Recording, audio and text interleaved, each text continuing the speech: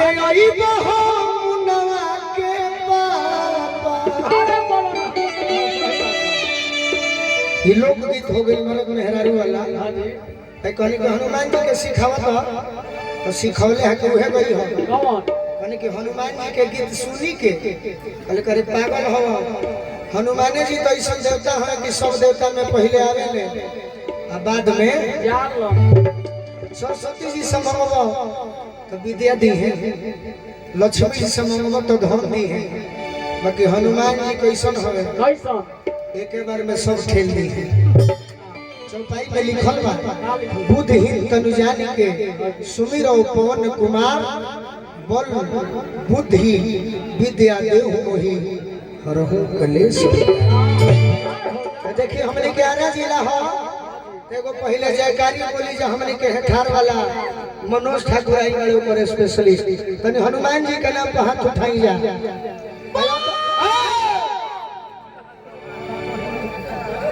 और तने आदमी बोले के बाकी गरज है पूरा जिला हाथ उठाई जा तनी सब कोई एगो जयकारी बोले के बा ओने से केहू बेंजो जो मत छेड़ दी लोग के आवाज सुनाई दे बोल बाबू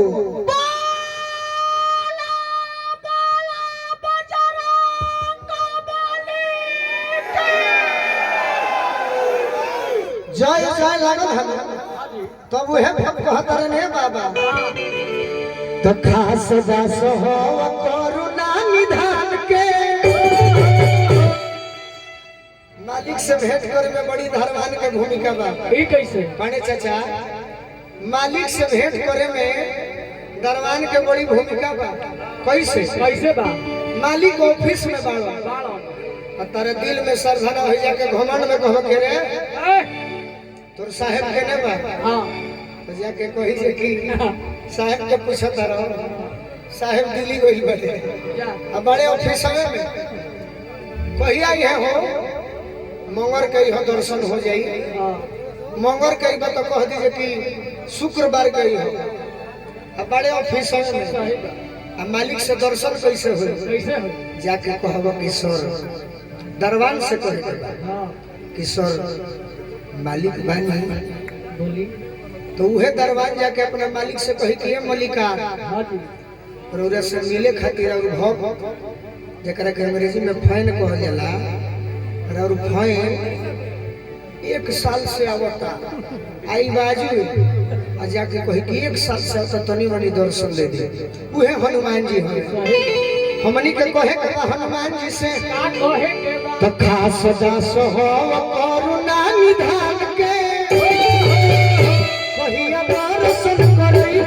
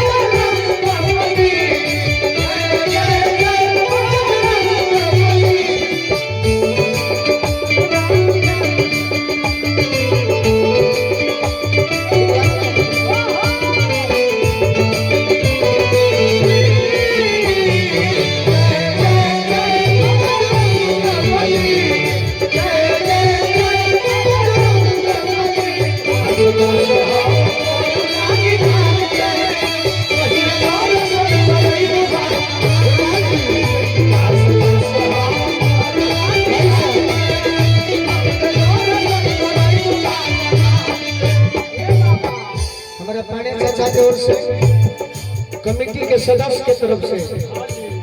गोपाल जी भविष्य के नेता बनी बैठल हो कार्य हमारे भोजन बिगड़े हैं अभी घड़ी अब रहे पगली हाँ भाई रूपा जी के टीम हो सगरो राजनीति बा सगरो उन्हें लोकसभा में राजनीति एने विधानसभा में जब गोलू राजा भोजन गावे बिगाड़े खातिर आ जाली सब सही बात कि लोग जाने के नाम डांसर आ गई सब तो गोलू राजा बानी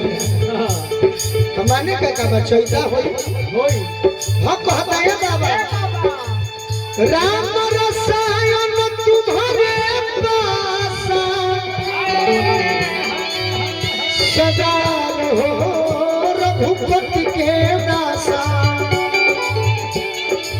नाश रोग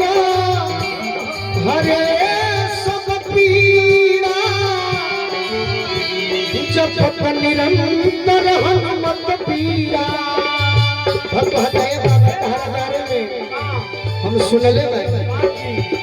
तहर पतिया के जन कर केला धावल पीर लेके लैला जैसे केला।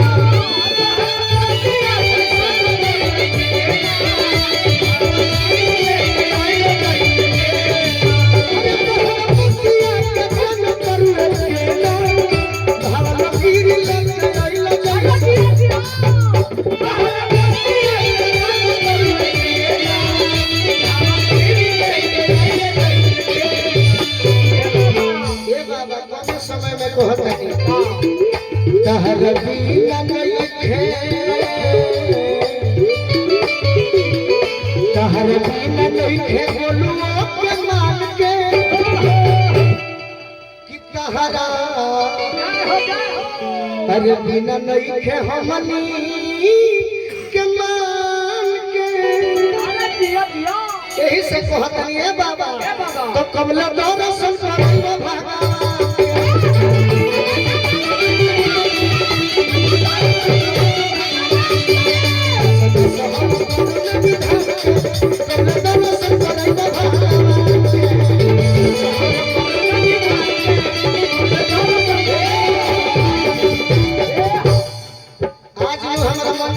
चाचा जी आज मंच मिला था गावे के जब वो घड़ी समय ना में नाच होत रहे हमारे बाबूजी के हकाट आवे हमने के पता करी जे को में नाच बाकी पर्दा वाला सिनेमा में तो ना जाए और नाच होके तो कहे जाए कि दो गीत गावे खातिर मिल जाए। हमारे बाबूजी घड़ी गावे लोग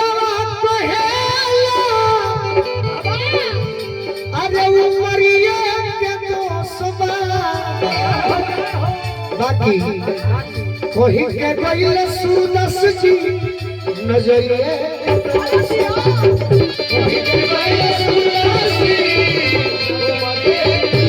हमारे गुरु पिताजी हो बाबा उनके गीत गावा रहे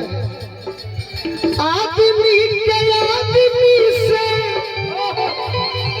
अरे तनिको न प्यार दा। आज के समय में जेकरा पाल पैसा नइखे निपटे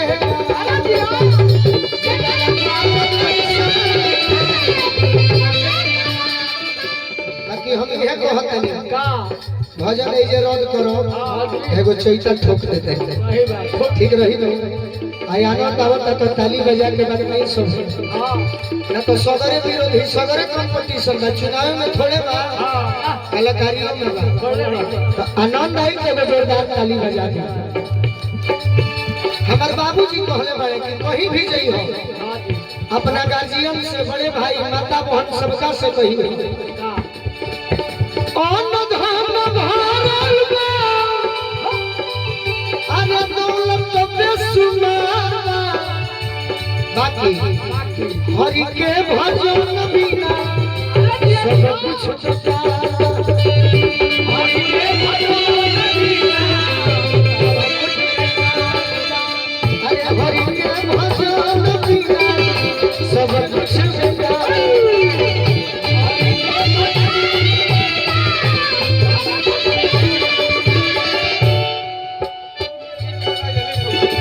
अच्छा कोई बात ना हुए के तरफ से पुरस्कार सुनिया पंचायत के मुखिया जी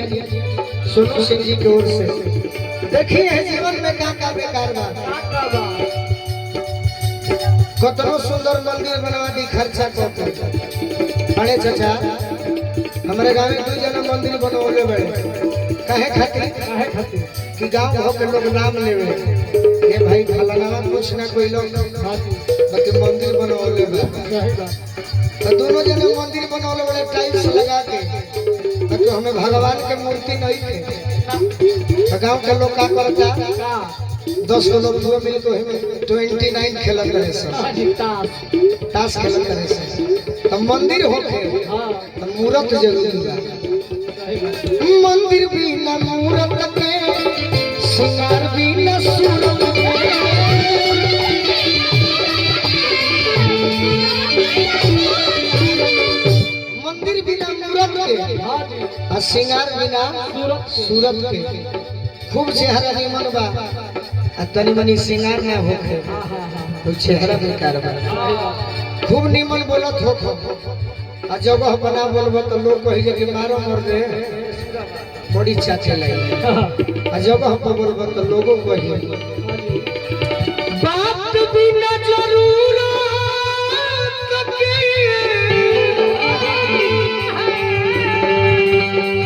बात बोले के चाहिए तो जगह पर बोलबो तो लोग सुनी बिना मतलब के बोलबो तो लोग भागे लगे फालतू में गिनती हो जाए बिल्कुल बेकार हरि के भजन बिना सब कुछ बेकार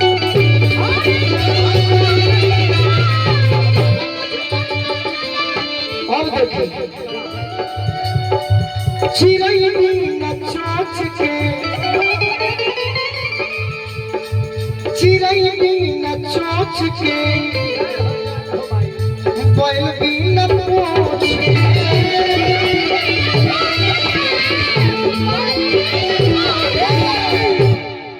चिड़ै बिना चोंच के आ बैल बिना पूंछ के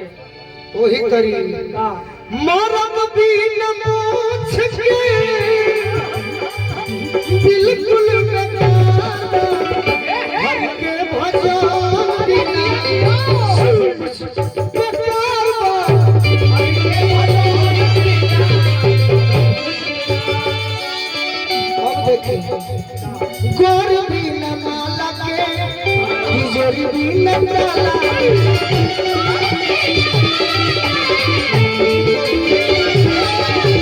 गर्दन हो गए हां जी हम एगो माला नहीं खे तो गर्दन सुना बा जहां पर धन दौलत रखले बनी वो तिजोरी में ताला नहीं खे तो चोर के लूटे में टाइम न लगे 50 गो देवाल फान जाई अरे की गोर बिना माला तिजोरी बिना ताला वही तरीका गायब बिना गाला के अरे बिल्कुल बेकार हरि के भजन बिना सब कुछ बेकार हरि के भजन बिना सब कुछ बेकार हरि के भजन बिना सब कुछ बेकार